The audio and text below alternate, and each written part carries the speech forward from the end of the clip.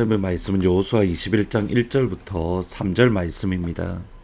그때 레위 사람의 족장들이 제사장 엘르아살과 눈의 아들 여호수아와 이스라엘 자손의 지파 족장들에게 나와 가나안 땅 실로에서 그들에게 말하여 이르되 여호와께서 모세에게 명령하사 우리가 거주할 성읍들과 우리 가축을 위해 그 목초지들을 우리에게 주라 하셨나이다 하매 이스라엘 자손이 여호와의 명령을 따라 자기의 기업에서 이 성읍들과 그 목초지들을 레위 사람에게 주니라. 존 파이퍼 목사님은 예배가 없는 곳이 있기 때문에 선교가 필요하다라고 말씀을 합니다. 곧 선교의 목적은 다른 무엇이 아니라 예배입니다. 이 땅 가운데에 예배가 가득하기 위해서, 예배로 충만하기 위해서 우리에게 선교가 필요하다. 이런 관점에서 천국에 가면 선교는 더 이상 필요 없지만 여전히 예배는 존재합니다. 예배가 예수 믿는 믿음에 하나님을 사랑하고 하나님을 섬기는 예배가 다름 아닌 믿음의 본질입니다. 예배의 중요성은 오늘 본문 말씀 가운데에도 잘 표현이 됩니다. 지금까지 여호수아의 흐름을 잠깐 정리를 해보면, 먼저 하나님께서는 여호수아를 모세의 후계자로 세워 주셨습니다. 이때 여호수아의 나이가 대략 90세 전후 되는 그러한 시점입니다.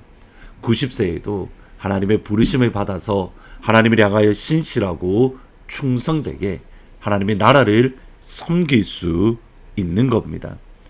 여호수아가 리더가 된 이후에 이스라엘은 여리고를 점령하고 여리고에서 남쪽으로 남부 이스라엘의 가나안 땅인 남부를 공격을 합니다. 그리고 이후에 북쪽을 가나안의 북쪽을 공격을 하고 그곳을 점령합니다. 가나안과의 정복 전쟁에 있어서 중요한 원리는 뭐냐면, 하나님의 전쟁에 이스라엘이 참전하는 겁니다. 가나안 땅을 정복하는 것은 온전히 이스라엘만을 위한 것은 결코 아닙니다. 하나님의 전쟁에 이스라엘이 동참하는 겁니다. 따라서 전쟁을 하는 가운데에 계속 등장하는 것이, 이스라엘 백성들이 칼에 죽었던 사람들보다 오히려 하나님이 내리시는 하나님의 심판에 의해서 죽은 사람, 그 사람들이 더 많습니다. 예를 들어 남부 연합군 가운데 이스라엘이 칼에 죽은 사람보다 우박에 맞아 죽은 사람들이 더 많았습니다. 전쟁이 모두 마무리되기 전에 하늘에 해와 달과 별이 멈추었습니다. 정복전쟁은 하나님의 전쟁이었습니다. 전쟁이 마무리되었을 때 하나님은 가나안 땅을 이스라엘 백성들에게 기업으로 나누어 주십니다. 유다의 에브라임, 그리고 북쪽의 므낫세와 므낫세 지파들, 그 외에 여러 지파들에게 하나님께서 직접 기업으로 선물로 주십니다. 그리고 어제 도피성, 예수님을 미리 보여주는 도피성에 대한 말씀을 주십니다. 여기서 마무리되면 좋겠는데, 여기서 또다시 오늘의 말씀 21장으로 이어집니다. 1절부터 3절을 보시면, 그때 레위 사람의 족장들이 제사장 엘르아살과 눈의 아들 여호수아와 이스라엘 자손의 지파 족장들에게 나와 가나안 땅 실로에서 그들에게 말하여 이르되 여호와께서 모세에게 명령하사 우리가 거주할 성읍들과 우리 가축을 위해 그 목초지들을 우리에게 주라 하셨나이다 하매 이스라엘 자손이 여호와의 명령을 따라 자기의 기업에서 이 성읍들과 그 목초지들을 레위 사람에게 주니라. 레위 사람들이 제사장 엘르아살과 여호수아에게 나아가서 실로에서 레위 사람들의 상황, 그들의 형편을 고백했습니다. 먼저 여기서 실로라는 곳에 집중할 필요가 있습니다. 이 당시 실로는 하나님의 법궤가 있는 예배의 중심지입니다. 법궤는 하나님의 임재, 하나님의 영광, 하나님의 함께하심으로 하나님의 영광이 있는 그곳에서 하나님을 예배합니다. 이후에 예루살렘의 성전이 세워지기까지 실로는 하나님을 예배하는 예배 처소가 되었고, 그 예배를 소홀히 했을 때의 실로는 무너지게 되었다.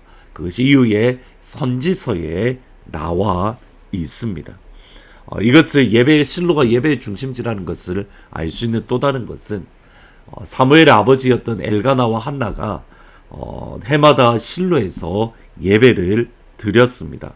법궤가 있기 때문에 곧 예배의 중심지가 다름 아닌 실로였고 그곳으로 이스라엘 백성들은 나아가서 하나님을 예배했습니다.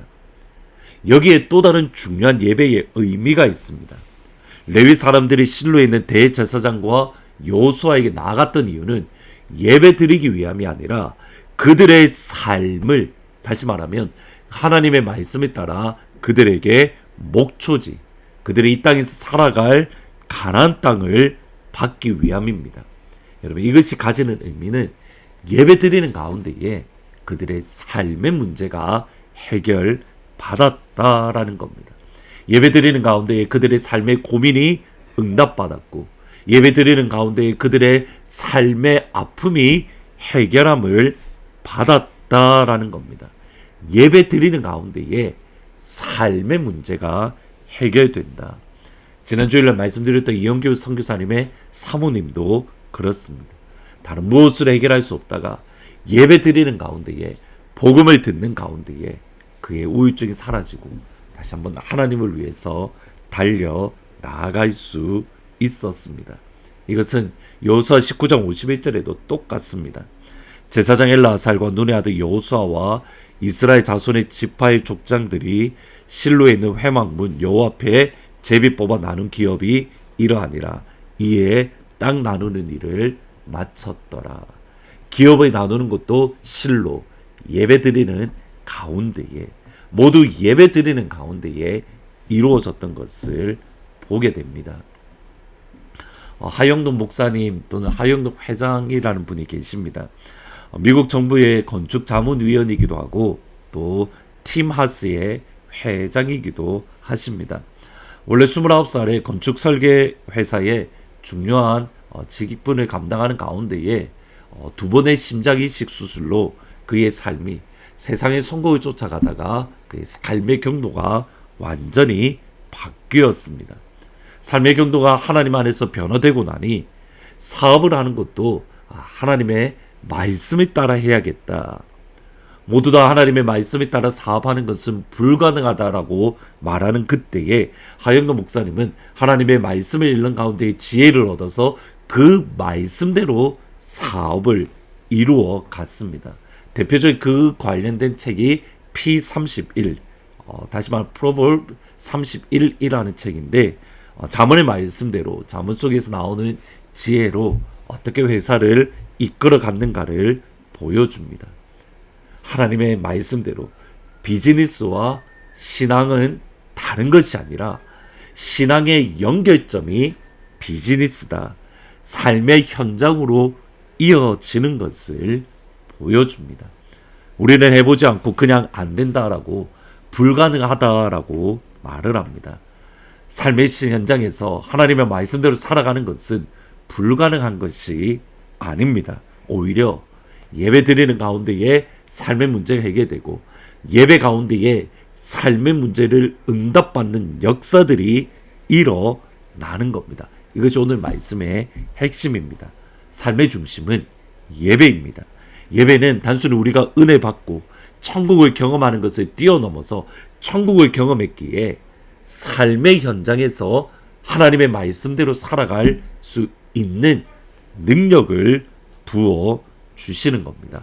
하늘의 영광을 경험했기에 가정과 직장과 삶의 현장에서 하나님의 말씀을 따라 하나님을 따라 살아갈 수 있는 겁니다.